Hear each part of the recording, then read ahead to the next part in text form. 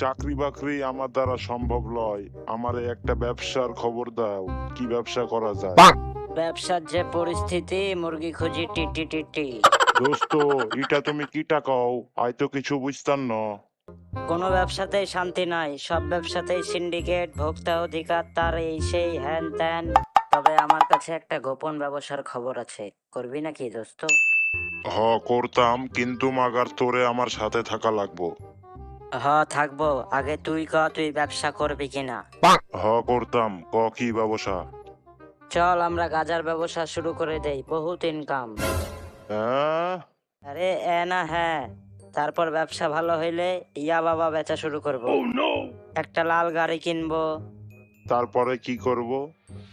ভবিষ্যতে ঢাকা শহরে একটা উন্নত সীসা বার খুলবো আমরা। আমরা অনেক ফেমাস মাদক ব্যবসায়ী হব। দেশের প্রতিটি জেলায় আমাদের একটা করে শাখা থাকবে। তারপরে কি হবে? তারপরে আমরা বিদেশে বারের ব্যবসা করব, শুধু পয়সা আর পয়সা। তারপর? দেশের শ্রেষ্ঠ ধনীদের মধ্যে আমাদের নাম থাকবে। তারপরে কি হবে দোস্ত? তারপর অনেক টাকা পয়সা হয়ে গেলে আমরা অস্ত্রের ব্যবসা করব। তোর কাছে কি কোনো ভালো ব্যবসার খোঁজ নেই দোস্ত? কেন দোস্ত, যেগুলো কইলাম ওগুলো কি খারাপ ব্যবসা ছিল? আমার বউ আমারে মাদক ব্যবসা, অস্ত্রের ব্যবসা করবার দেব না। তাইলে তোর বউরে নিয়ে সোশ্যাল মিডিয়াতে বউ ব্যবসা কর।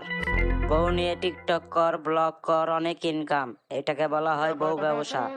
তুই যেমন চুতিয়া, তোর বুদ্ধিগুলোও চুতিয়া, শালা হারামজাদা। শালা ভালো বুদ্ধি দিলাম, মনে লাগলো না? যা ভাগ, তোরে বুদ্ধি নেওয়া লাগবে না, চইলা যা, আর যাবার আগে লাইক কইরা যা।